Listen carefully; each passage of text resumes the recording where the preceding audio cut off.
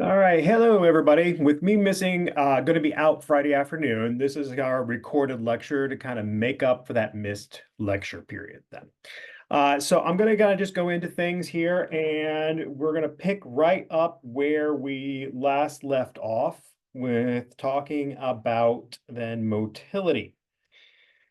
And so with that, we left off talking about swimming motility.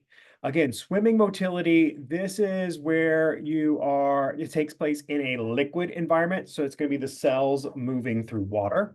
It's going to be movement of individual cells. So one cell is going to be moving and swimming around in those liquid environments. It's going to be powered by flagella that are rotating that. It's going to take place as a series of runs and tumbles. And a run is just going to be where the cell is moving then. So a run is going to be when the cell is moving, the flagella are rotating, and it's being propelled from one spot to another.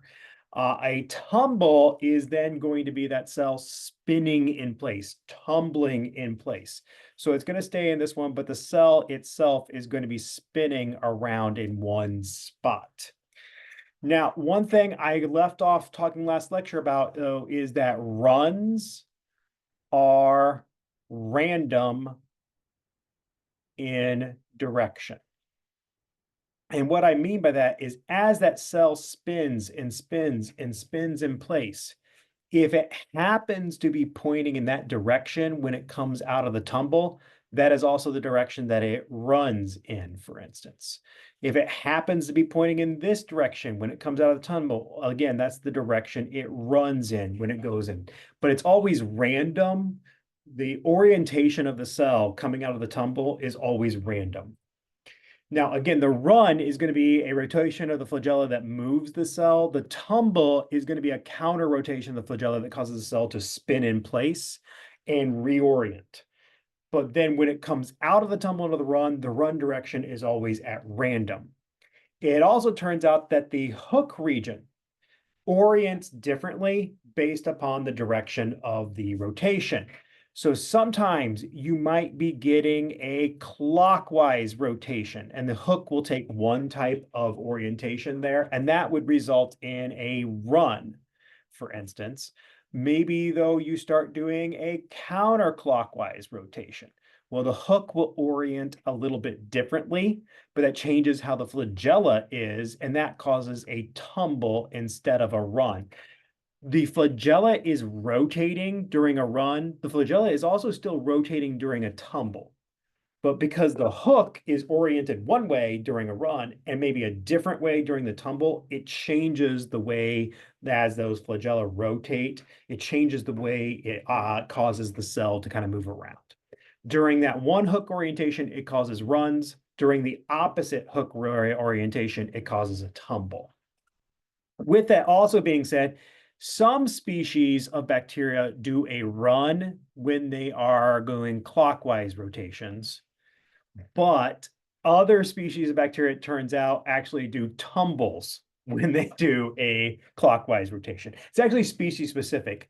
In some species, a clockwise rotation equals a run. In other different species, a counterclockwise rotation equals a run. And it just happens to do with that hook region and how it orients with the different directions to the spin. Now, the other thing I want to point out is run direction is always random. Again, run direction is always random.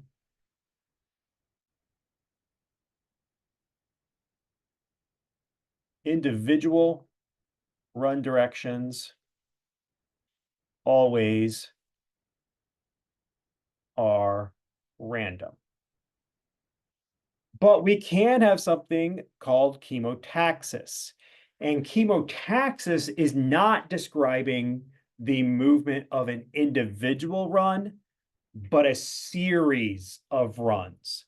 Chemotaxis is going to be overall net movement. And I'm really going to emphasize the net movement. It's not any individual runs movement, but the net movement of multiple runs. So net movement towards or away from certain types of chemicals or environmental cues, this is going to be called chemotaxis.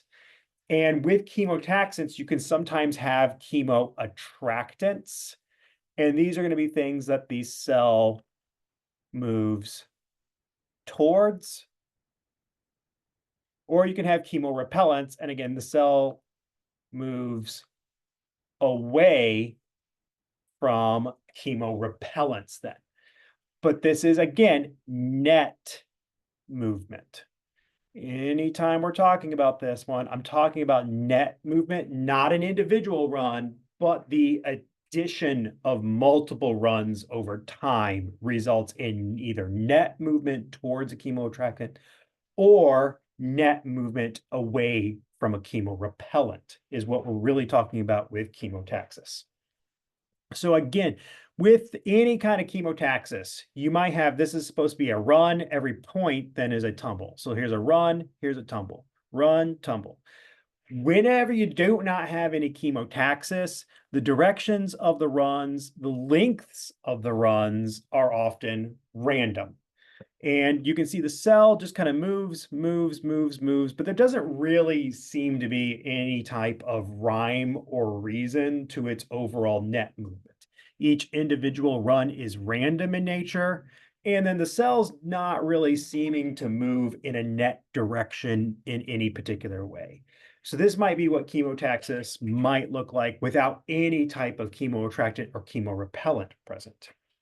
However, if you have, say, a chemoattractant, and maybe my green here is the amount of chemoattractant. So maybe you have very little chemoattractant over here, whereas you got a lot over here, and that darker color is meant to maybe, say, be the concentration of a particular chemoattractant molecule. And what you see here is that we now have net movement towards the chemoattractant. Over time, the net result of a series of runs is that it's moving towards the chemoattractant. We have net movement, but we still have some runs that sometimes move it away. So for instance, here's a run that moves it away from the chemoattractant. Here's a run that moves it away from the chemoattractant. Here's another run that moves it away. Here's a run that moves it away. The individual runs are still random in direction, but the addition of multiple runs can result in net movement towards that chemoattractant.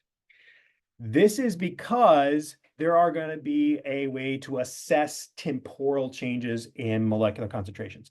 The bacterial cells have receptors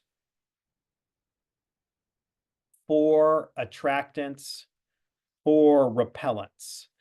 They have chemical receptors on their surface that can sense a chemoattractant, they can sense a chemorepellent. But those receptors are constantly sensing their environment. So they sense the concentration of the chemoattractant at time 1, at time 2, at time 3, time 4, time 5, time 6, time 7.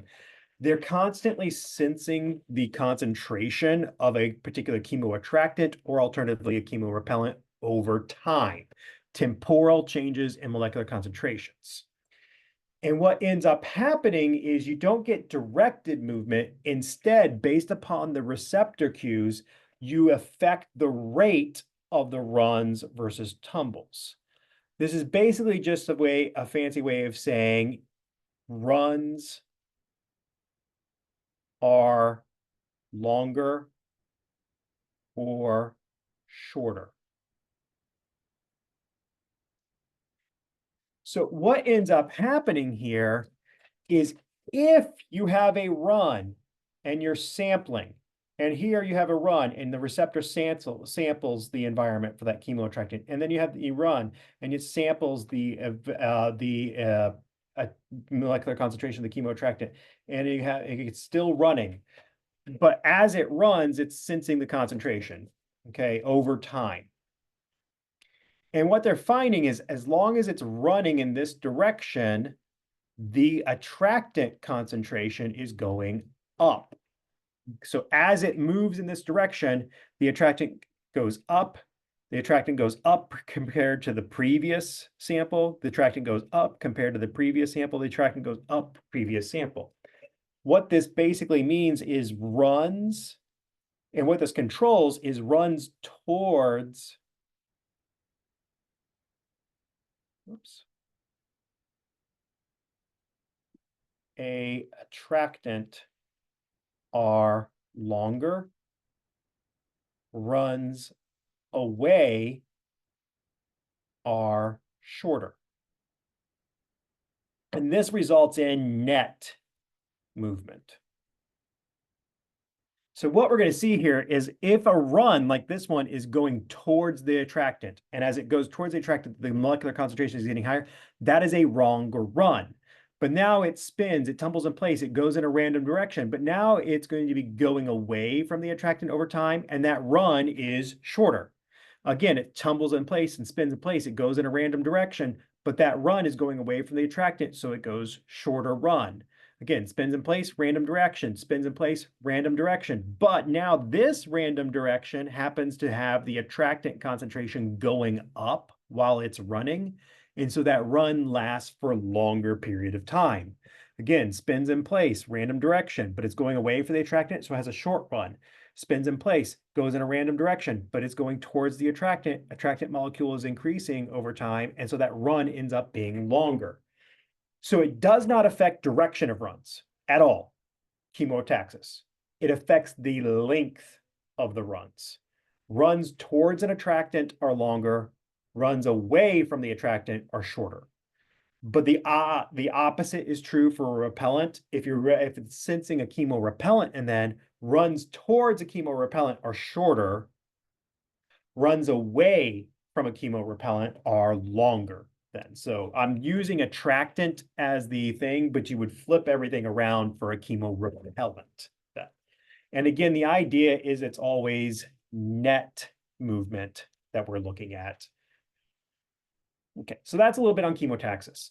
Some videos then, just kind of showing this. This is Rhodobacter swimming around, but you can actually see in this particular fluorescent microscope, the phase contrast image, you can actually see the flagella rotating. You can see the flagella have that spiral shaped. You can actually see them rotating to drive that movement.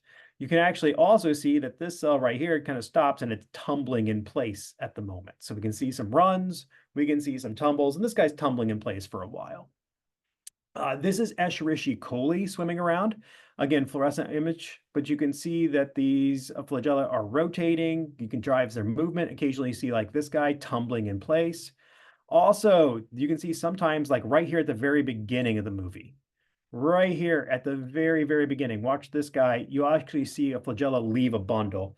Escherichia coli has a lophotrichous flagellar arrangement. That is, again, where you have multiple flagella coming off of one side of the cell. When they rotate, they often rotate as a bundle together, but occasionally one of those bundled flagella will exit out and rotate a little differently than the others. And you're seeing that in a few images, a few of the cells that are swimming around here, for instance, then. Okay, so that's a little bit on swimming motility. Next type of motility we're going to talk about is swarming motility. This is going to be then a surface-based motility. So the cells are going to be on a solid surface. This little thing right here is supposed to be my solid surface. And they're moving along that solid surface over time then.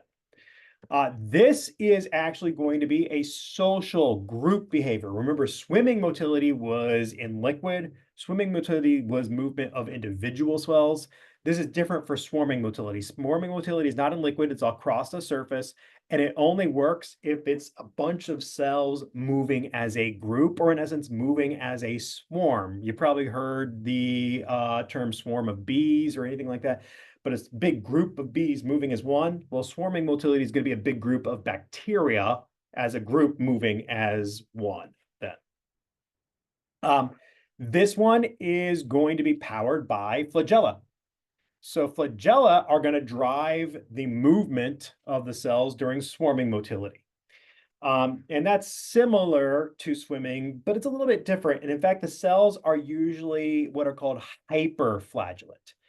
And what I mean by hyper just means a lot, basically. It just means that not only do the cells have flagella, but they have a lot of flagella. They can have anywhere from tens to hundreds of flagella per cell. So there's going to be a lot of flagella per cell. And it's actually necessary for the cells to be hyperflagellate. They need more flagella to be successfully moving around during swarming motility. So they need a lot of flagella to be able to move by swarming. And they need this. Why are more flagella necessary then?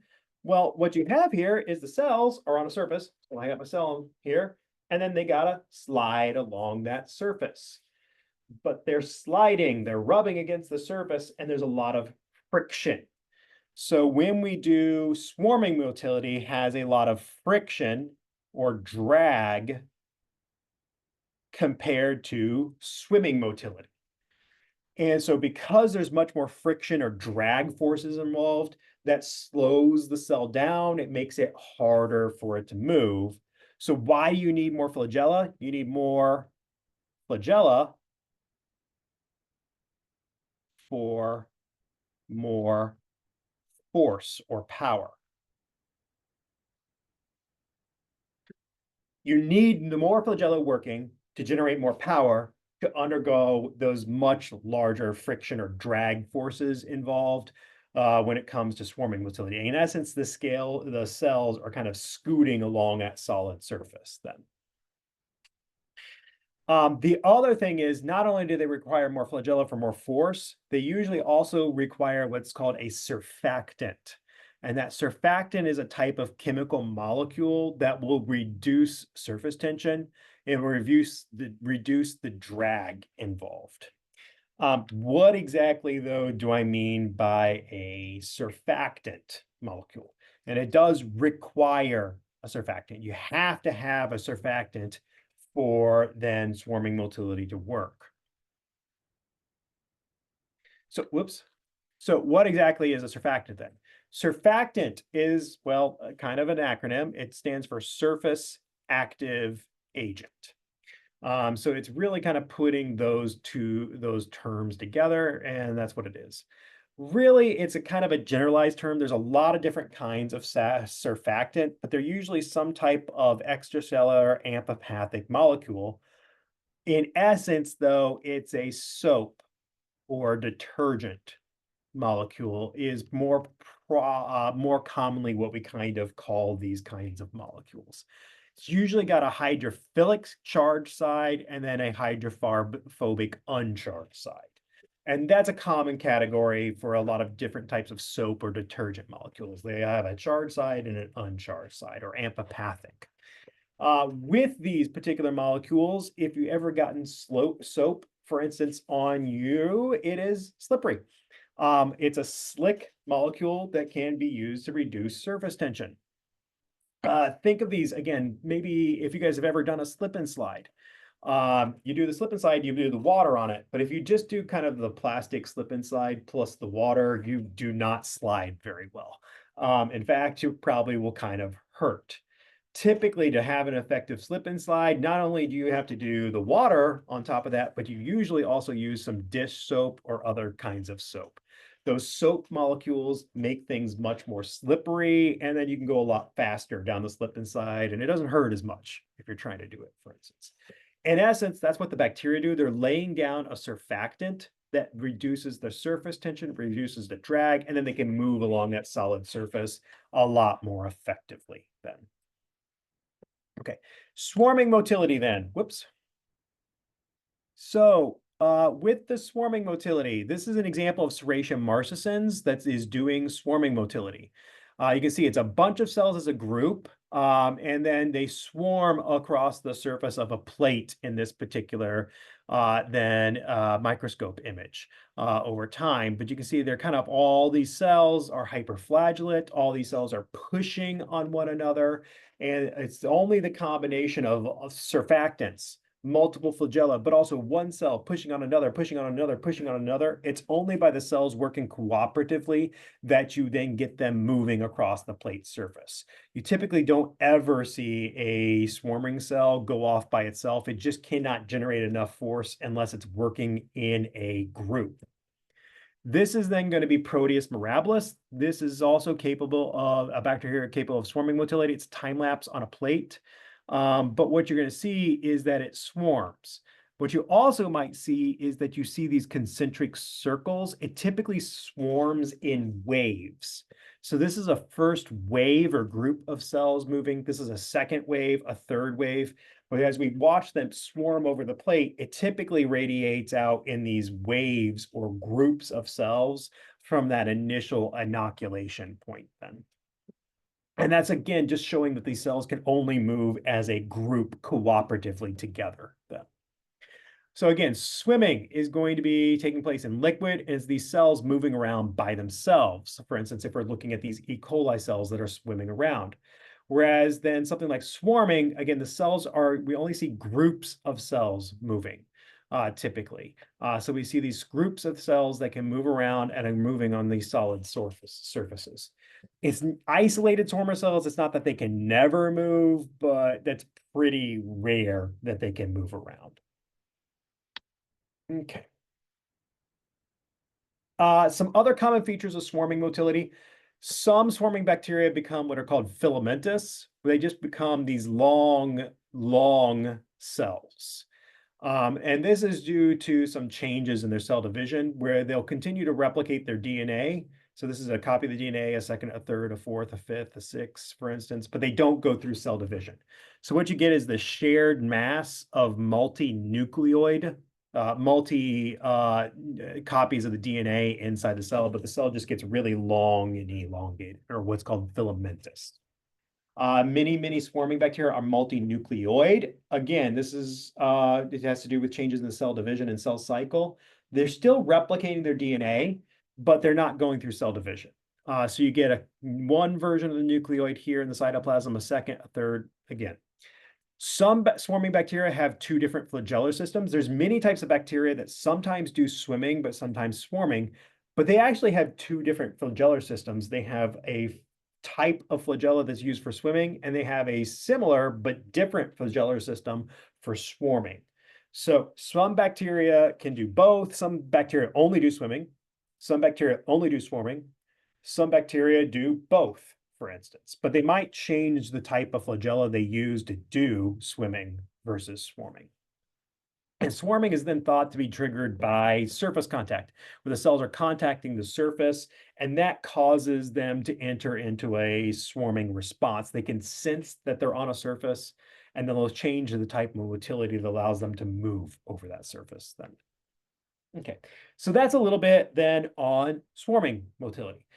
Both swimming and swarming require flagella to move around, but they have some different aspects to them then as well. I then want to also then go through a interesting organism for you. Borrelia burgdorferi.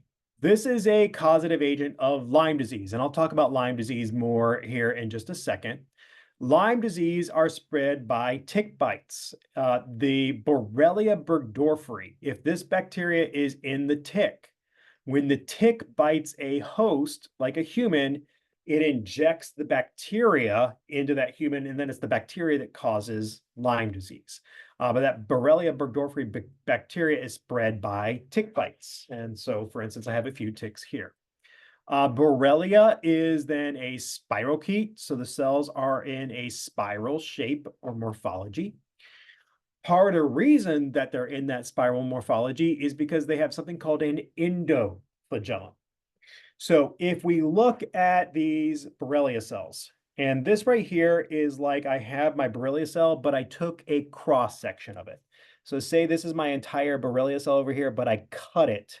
And now I'm looking at the cell end on. So I'm looking at the cell end on. This is going to be the cytoplasm. This is the plasma membrane. This then right here is the outer membrane. And so since it has a outer membrane, this is going to be a gram negative bacteria. But remember then that space between the two membranes, that is also referred to as the periplasm. Okay, so that periplasm is that space between the two membranes. And in the case of Borrelia, it has what is called endoflagellum. And so these little dots right here are flagella that we are looking at end on. We're seeing the flagella as if we cut through them. And so this is one flagella, a second, a third, a fourth, and so on. But it turns out with Borrelia, their flagella are not on the outside of the cell. Instead, their flagella are called endoflagella because they're in the periplasm. So endoflagella are flagella that are in the periplasmic space of these gram-negative bacteria then. What that does is it actually, remember, flagella have an overall spiral shape, but because they're in the periplasm, they give the bacteria then an overall spiral shape.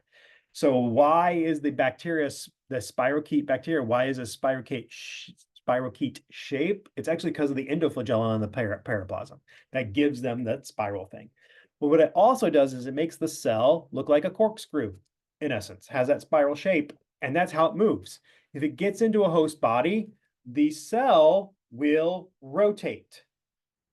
So it rotates, but then that causes it to corkscrew and burrow through a host. And it literally is just like a corkscrew going through a cork in a bottle of wine, that as the bacteria rotates, it causes it to burrow its way through the host cell tissues and move through host cell tissues then.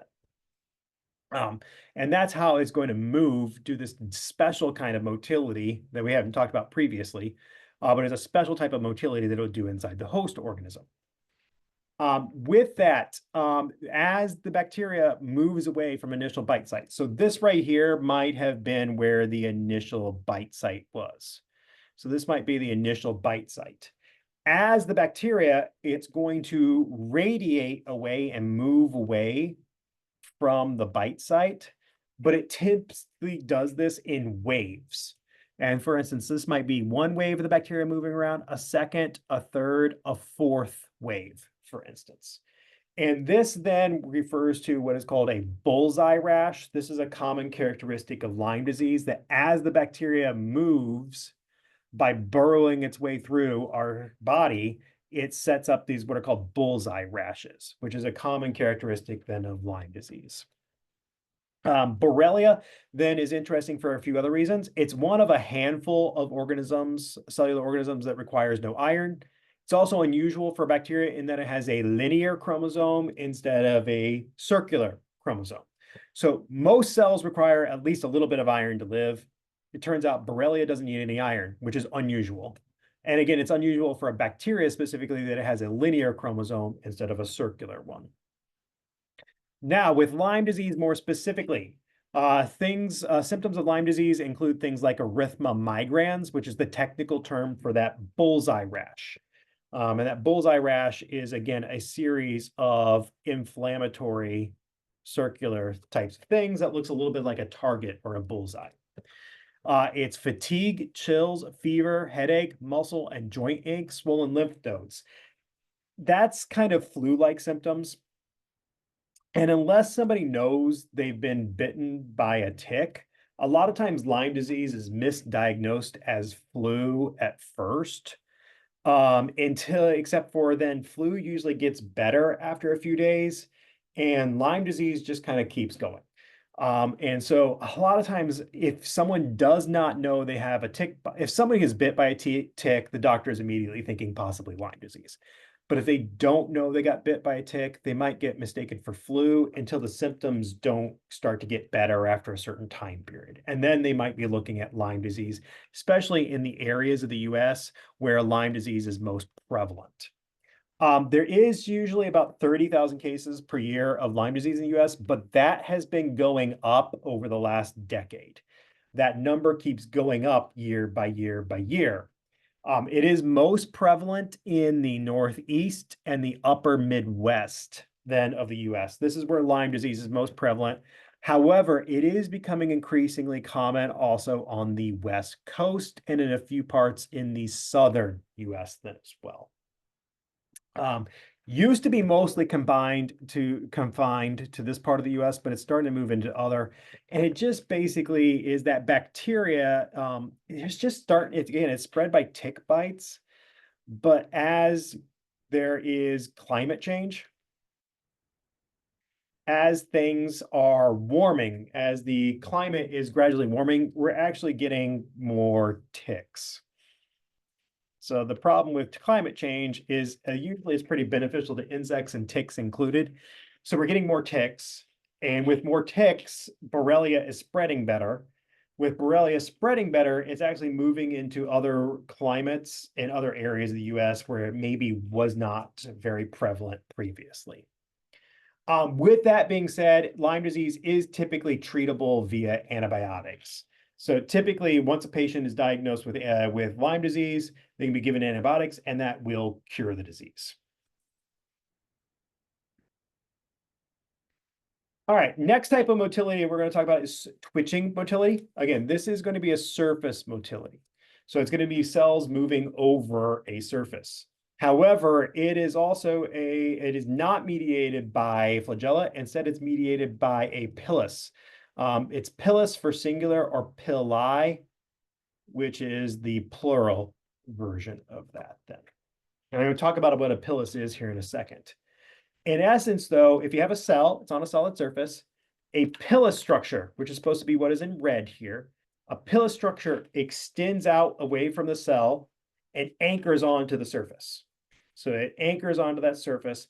Then that pilus retracts and it drags that cell to the anchorage point. So the pilus is going to extend out, it's going to anchor on, and then it's going to drag that cell to that anchoring point. And this is how this motility moves. But that creates a series of jerky movements. So a pilus extends out, drags the cell to the anchorage point. A new pilus extends out, drags the cell to that anchorage point. A new pilus extends out, drags that cell to the anchorage point. But what you get is, again, pilus extension, drag, pilus extension, drag, pilus extension, drag. And that creates a series of jerky movements, or what are called twitches, over that surface then. All right, so what exactly are pili? Pili are protein fibers. So they're proteinaceous, spiky appendages. Again, just protein fibers that extend out from the cell. It turns out there's a lot of different types of pili, which are also sometimes referred to as fimbriae. A lot of different kinds of them. Some are involved in just adhesion.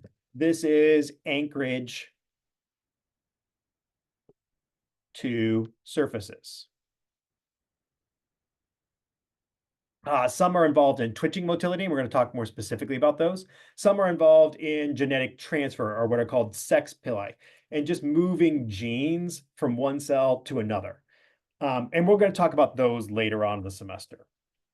Way it works with the twitching motility is typically there is a type of motor protein called a PIL-T motor.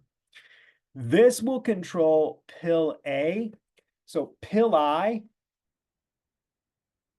are made of many PIL-A proteins put together. So pili structures are just many of these pil-A proteins. So like, for instance, this is this one pil-A, a second, a third, a fourth.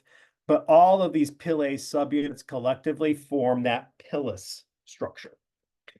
PIL-T motors control either pil-A polymerization. Again, this is getting longer, or depolymerization. Again, this is getting shorter. So what they do is if the PIL-T motor is in essence in, say, forward, it's joining together pil-A subunits and it's making that pilus longer. With each pil-A it adds, the pilus structure gets longer. Once that pilus structure then anchors onto a surface, this will trigger that motor to kind of go into reverse. And now instead of making the pilus structure longer, it starts to depolymerize it or tear it apart. So that PIL-T motor starts to tear apart those pil-A subunits. But as it does that, it's going along the pilus structure and dragging the cell to that anchorage point. Once it reaches the anchorage point, then maybe that PIL-T motor will start making a new pilus structure, starts polymerizing it, growing it longer, and is going to repeat that process then. So that's kind of the idea with then this pilus polymerization and then pilus depolymerization or retraction then. This is just going to be a short movie that shows these are some pilus structures that are coming out from the cell, but its cell's not going to move. We're just going to see that, yes, those pilus can depolymerize. They can get shorter over time. These were going to be some pili that didn't anchor on to anything, but since they're not anchored, as they depolymerize, they just get shorter towards the cell. This is going to be a really quick movie showing twitching motility, so don't blink. This then is going to be a cell. It's going to extend out of pilus, and then it's going to drag to the anchors, and then it's going to get dragged to the anchorage point. So again, so you can see it happen kind of twice here. Drag, drag. And that's because, again, the pilus is extending out, and it drags to that anchorage point. Pilus extends out, anchors, and it gets dragged to that anchorage point then. Another type of pilus structure that's involved, we're going to talk about then is sex pili. These are going to come up again later on in the semester. But sex pili are involved in a process called conjugation. And this is where a pilus extends out from a donor cell.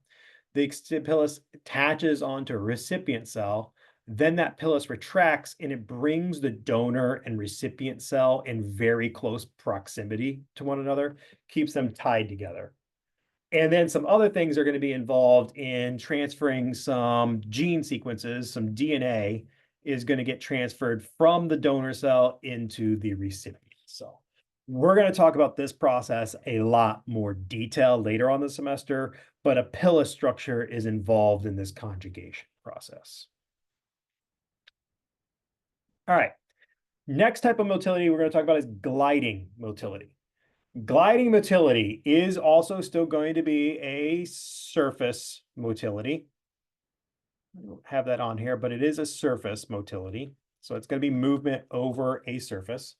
It is going to require a slime or surfactant molecule. So you have to have that surfactant in order for gliding motility to work. By the way, you notice, though, I didn't say anything about a surfactant for twitching. Swarming motility requires a surfactant. Gliding motility requires a surfactant, but twitching motility does not require a surfactant. It can take place in the absence of a surfactant. Okay. So gliding motility, though, does require a surfactant. With that being said, there's no big visible external structures that are causing the movement here. Remember, with swimming, you got this big external flagella structure that causes motility. Swarming, you got these big external flagella that are causing the motility. Twitching, you got this big external structure, the pilus, that we can see in some of those microscope images that I showed you guys. The movies, you can see that pilus structure, and it's a big external structure outside the cell that helps to drive the motility. There's no large external structures that we can see via microscopy that causes gliding motility, but I am going to talk about what does power this. For a long time, the mechanism of propulsion for gliding motility was not well understood. Even to this day, it's probably the one type of motility we do not understand as well as some of the others, but we do have some pretty good clues over what is going on here. So gliding motility. Typically, what we see is that there are these surfactant trails. So these are going to be some slime or surfactant trails you're seeing down in this bottom image, but the bacteria tend to glide and follow along these trails. You tend to get a lot of reversals. The bacteria is moving this way along a trail, and then suddenly it's moving back along that same trail, but it moves in the opposite direction. So sometimes they go this way along the trail, sometimes they go the opposite way along the trail. And out of all the types of motility, this is probably the slowest.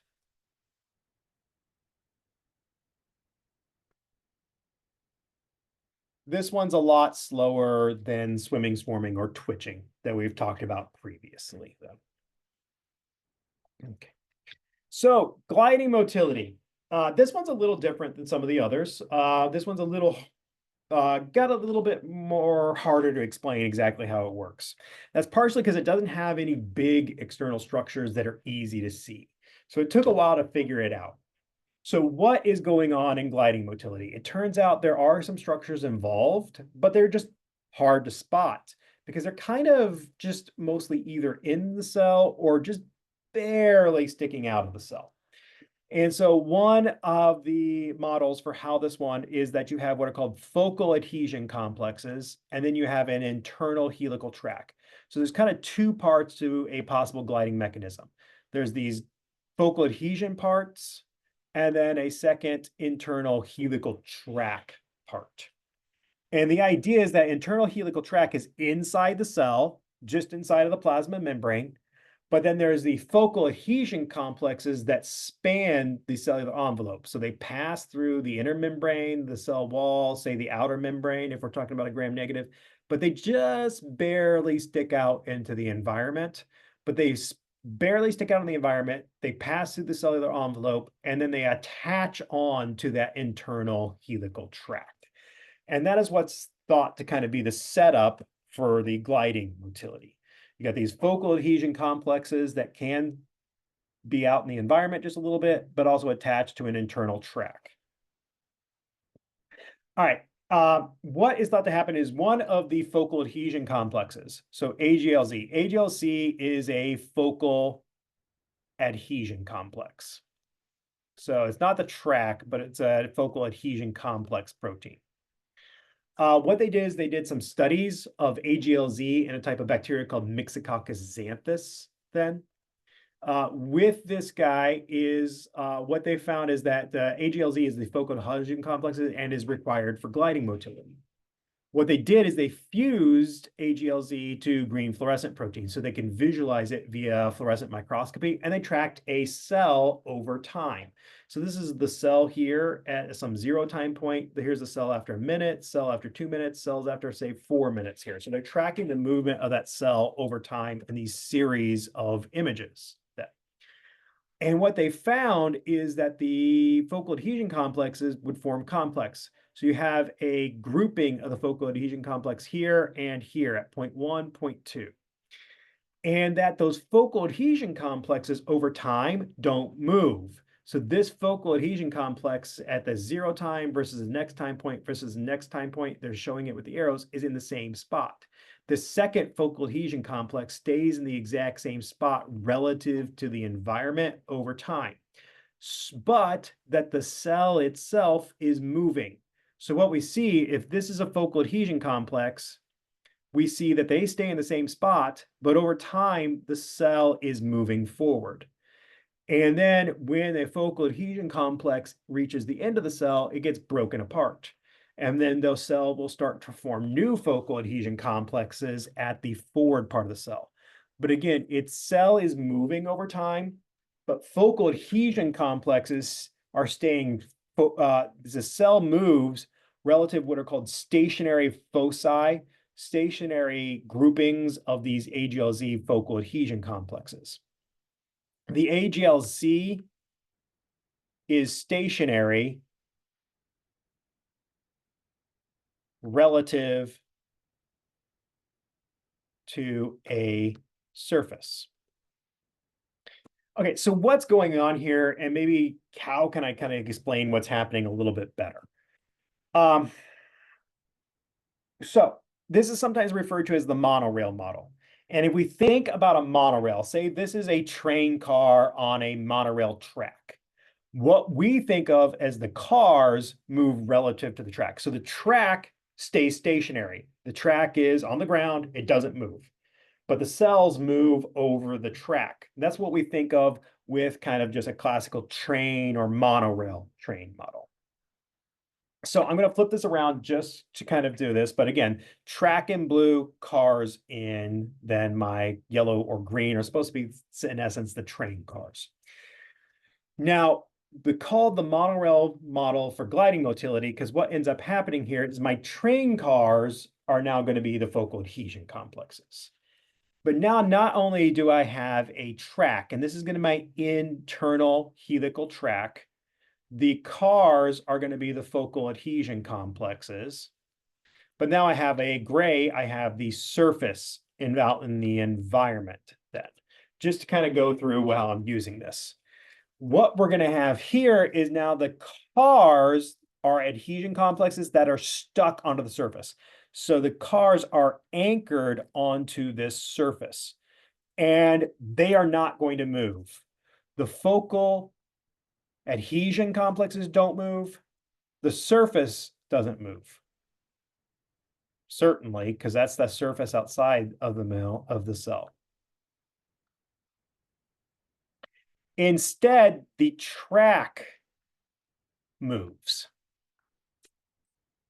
So what's going to happen, instead of the cars moving, the cars or the focal adhesion complexes anchor onto the surface, and it's the track that's going to move instead. And what ends up is thought to happen is that internal helical tract, the focal adhesion complexes just barely stick out of the cell. They anchor onto the solid surface. But that track, remember those focal adhesion complexes also stick into the cell and they bind onto the track as well. But the track is going to feed and move through the focal adhesion complexes. And the focal adhesion complexes, as that helical track moves, it causes the entire cell to move relative to that. So any, for instance, focal adhesion complexes, as that track slides along, it's going to cause the cell to move. As it moves, any focal adhesion complexes at the end of the cell get disassembled, but then they're going to form new focal adhesion complexes over here at the cell front then. So you reassemble those adhesion complexes, and these can, as they get disassembled, they can be recycled and then reassembled at the cellular front, for instance. But again, the focal adhesion complexes bind on the surface and stay stationary, but the track feeds through them, and that causes the cell to move then instead. And again, we can see this in some images. This is just going to be, the cells aren't going to be moving around, but this latex bead has gotten attached onto a focal adhesion complexes, and that anchors the cell to them. So we can see that bead, if it's not really a surface, but it gets anchored to the cell. And we can see the gliding motility, though, with cells in this particular one. You can see why those beads can show that these focal adhesion complexes bind onto the surface. We can see how some of these other cells are moving around slowly relative to the surface that they're on that's in the background that we can't really see here.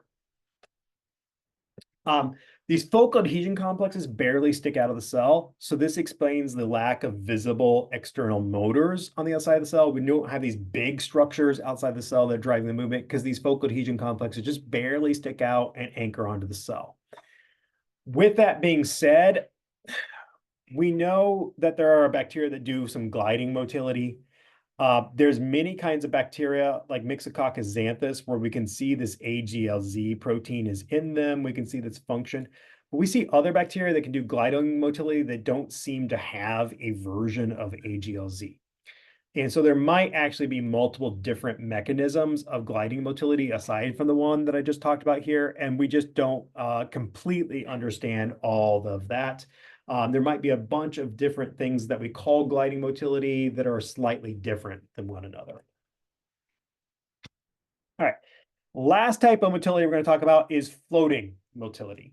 And this is simply where bacteria can go up or down through a water column. So this is going to be in liquid, typically some type of water column.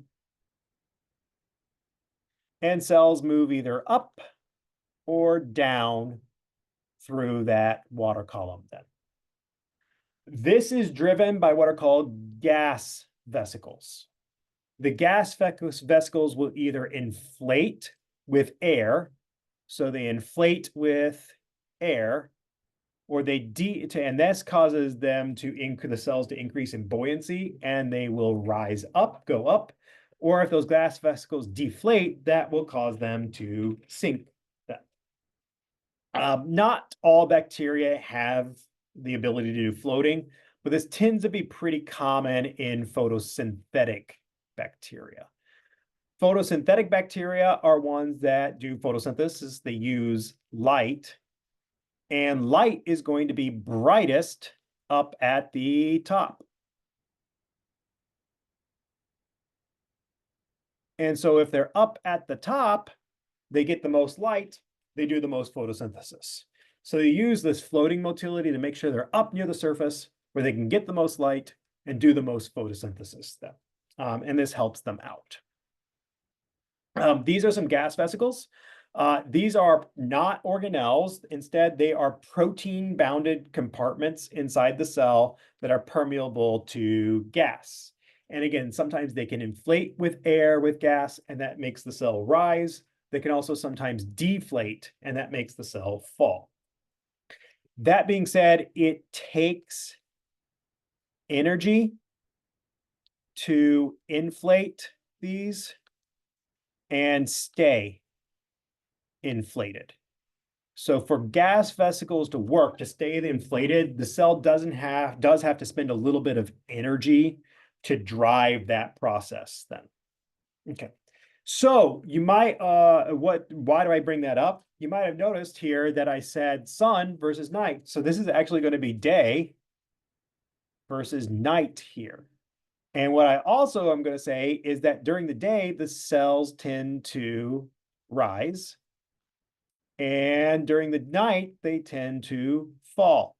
They deflate and they will fall during night. So why do floating bacteria typically sink at night, but float or rise during the day?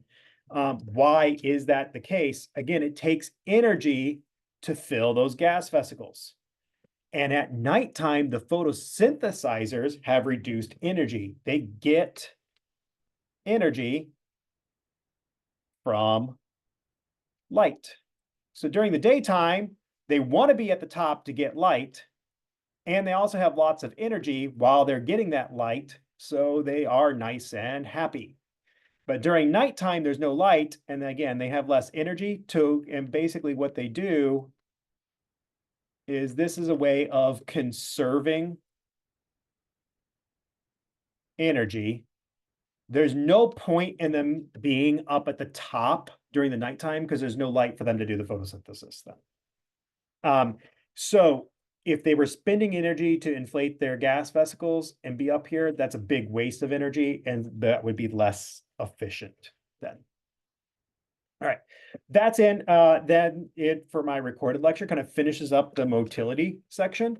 This is something I also like to do at the end of most lectures, is just a little bit of a summary of the different types of motility, where they take place in liquid versus surface, and what is the main thing that powers the movement then. But if you guys have any questions over this, feel free to email me. Also, remember, you have a pre-lab quiz due on Tuesday, as well as we have exam number 1 due on Tuesday. So if you have any questions over the weekend, please feel free to email me, or you can stop by my office on Monday then as well. All right. Thanks, everybody. Have a good weekend.